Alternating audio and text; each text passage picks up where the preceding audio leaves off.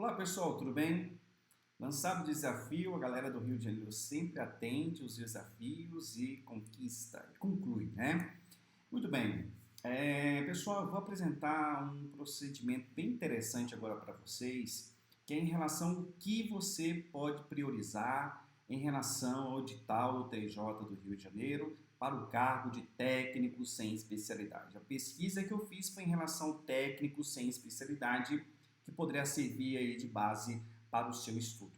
Eu vou apresentar para você o que o CESP mais cobrou em relação ao edital do TJ do Rio de Janeiro nos seus últimos 4 anos. Ficou bem interessante, muito interessante, que aí dá para ter uma ideia que você não precisa estudar todo o edital para ter uma chance de ser aprovado. Basta você ter a priorização de forma clara e ter o aprofundamento necessário nessas matérias ou nesses conteúdos que mais são explorados em prova, tudo bem? Então vamos lá em tela.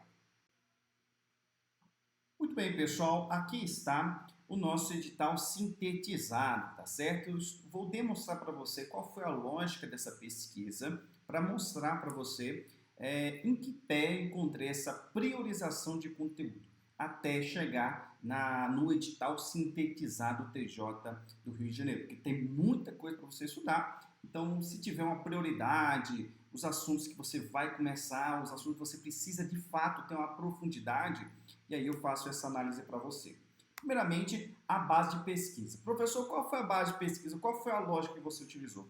Muito bem, é o banco de questões do CESP, tá certo? E aí eu utilizei atualmente as plataformas de questões que existem na atualidade, tá certo? Busquei dos anos de 2016 a 2020, tá certo? Até as últimas questões, os últimos concursos que o CESP realizou.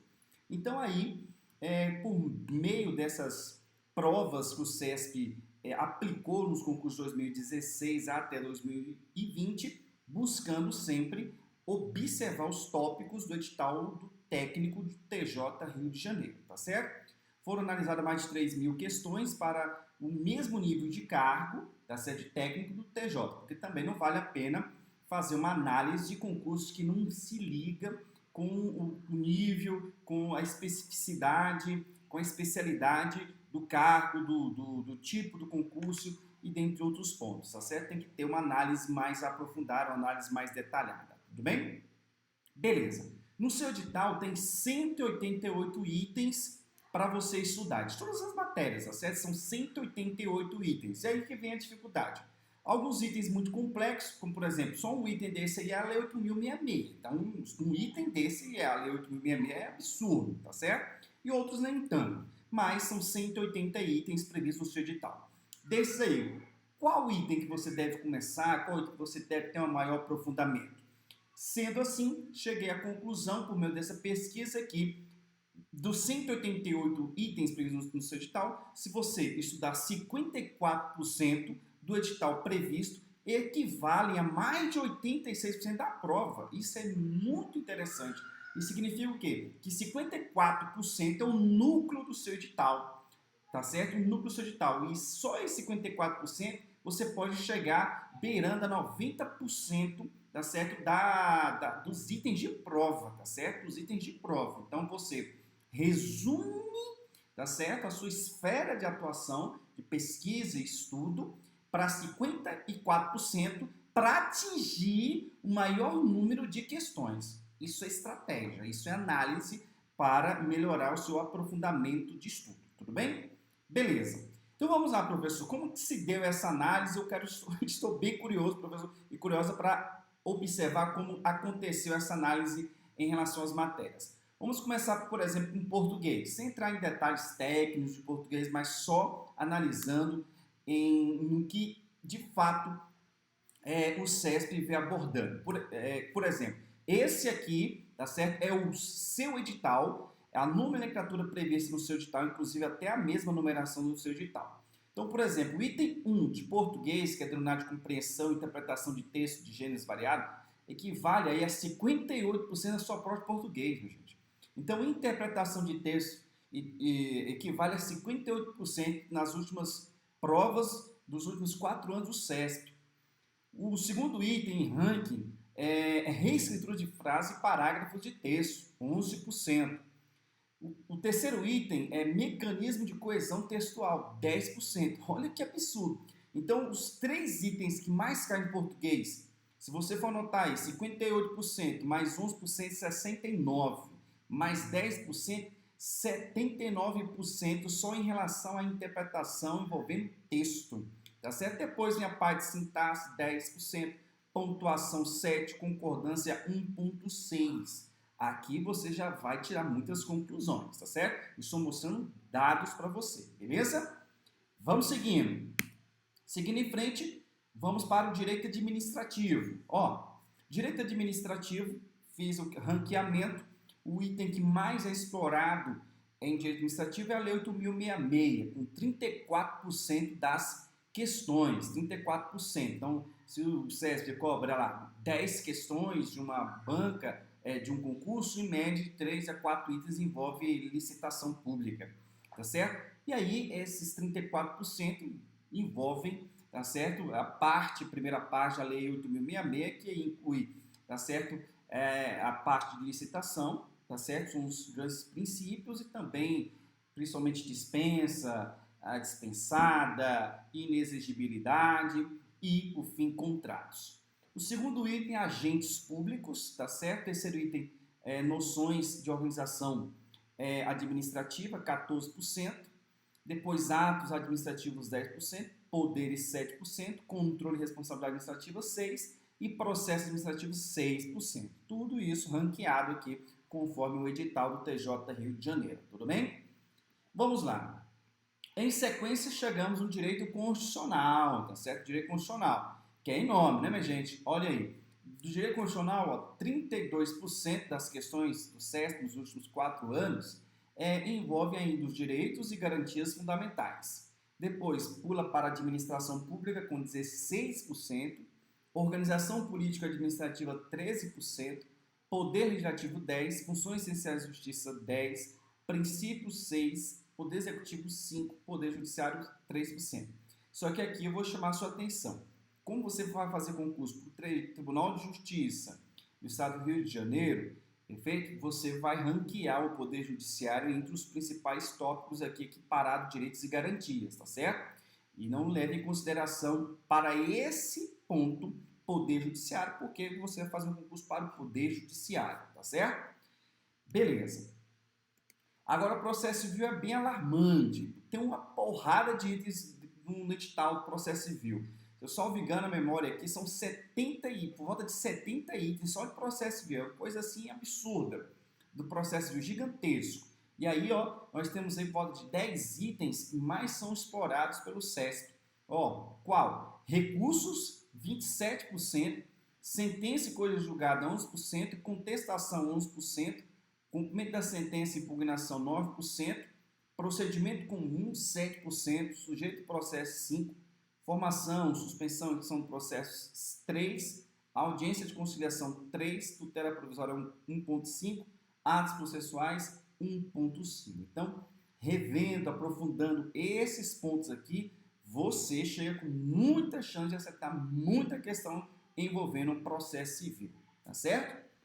Ó, o processo, agora o outro processo é o processo penal.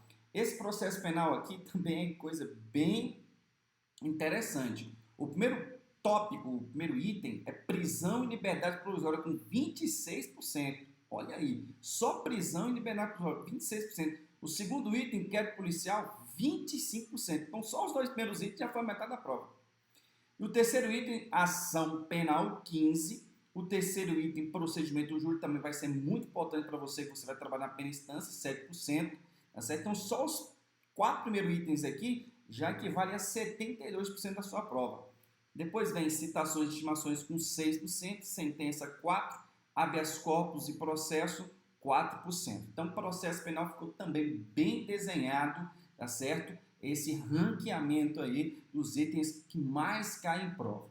Então, a conclusão que você chega dessas matérias aqui, tá certo? Você percebeu aí que realmente, de fato, tem uma tendência de assuntos específicos serem abordados constantemente pelo SESP. Isso serve para tomar decisão na forma de você estudar e implementar uma maneira para melhorar o seu estudo. Perfeito? Professor, e as outras? Por exemplo, pessoa com deficiência, lei de proteção, envolvendo também ética e a legislação. Opa, calma. Essas são matérias que envolvem legislações. Então, matérias que envolvem legislações, aí não tem como ranquear o que é dentro da legislação, o assunto que envolve dentro da legislação, que é mais difícil. Então, a dica que eu dou é, se envolve legislação, por exemplo, ética, que tem uma legislação específica, pessoas com deficiência também têm lei específica, e a própria legislação especial tem várias leis e normas, você tem que fazer aquele procedimento específico. Resolver todas as questões do SESP anteriores, tá certo? Envolvendo pessoas com deficiência, depois ética, tá certo? E com relação à legislação especial, você tem que fazer a esquematização e resolver muitas questões desse tópico. Tudo bem, pessoal? Então foi esse vídeo para você perceber quais pontos que você precisa aprofundar, precisa melhorar, tá certo? Em relação à sua preparação para o TJ do Rio de Janeiro. Além disso, eu vou, tá certo, apresentar aqui um modelo, tá certo? Um modelo de cronograma que você pode implementar aí no seu dia a dia, perfeito? Ou até mesmo aperfeiçoar com base nesse modelo, perfeito? Que é um modelo de cronograma em relação a esses assuntos. Eu coloquei esses assuntos dentro de um cronograma e você poderá modificar para atender melhor, mas usando sempre esse 54% aqui com base em dados estatísticos. Ah, professor Gilmar que está falando. Não, é com base em pesquisa, é com base que o CESP realizou nas últimas provas, tá certo? Beleza? Então, só jogando em tela agora para você o cronograma que você poderá tomar por base. Nós temos aqui um cronograma que você pode até mesmo melhorar, tá certo? É só uma sugestão, colocando dentro de uma análise desses itens. Então, um cronograma sempre interessante a você observar é aquele cronograma que não fala assim, o que é que eu vou estudar hoje? Constitucional, administrativo, português. Não. O cronograma bom é que você apresente o assunto, tá certo? Por exemplo, o que é que eu vou estudar hoje? Ética, tá certo? O que é que eu vou estudar daqui a pouco? Agentes públicos. O que é que eu vou estudar depois? Direitos e garantias fundamentais. Organização política administrativa. Ou seja, você está estudando um item que, de fato, está sendo explorado mais pelo CESP. Então, você vai colocar isso aqui. Suponha que isso aqui seja um dia inteiro. Você não pode estudar uma caixinha dessa aqui mais que uma hora. Então, 30 minutos ou até no máximo uma hora é interessante uma caixinha dessa. Então, estudei consideração normativa, parte 1, esse e subitem aqui, 5.1.1. Depois vai para a ética, depois agentes públicos, depois organização de política administrativa, depois sentença e coisa julgada, depois inquérito policial. E aí você deixa um tempo para cada um dessas caixinhas. No outro dia, tá certo? Vai para as demais caixinhas, tá certo? Para que você, dentro de um período específico, conforme você vai estabelecer, tá certo? Para você fazer a rodada no seu edital, tá certo? Os itens que mais explorado pelo CESP nos últimos anos. Tudo bem? Então, esse é mais um instrumento aí que vai te auxiliar no seu estudo. Tudo bem? Então, pessoal, agradeço aí a participação de todos vocês para acompanhar, tá certo, esse vídeo que eu estou disponibilizando, que você pôde perceber os itens que mais são explorados pelo CESP nos últimos 4 anos e também basicamente aí apresentando também um modelo de um cronograma que você poderá acompanhar, tá certo, na sua preparação. Até mais, até breve.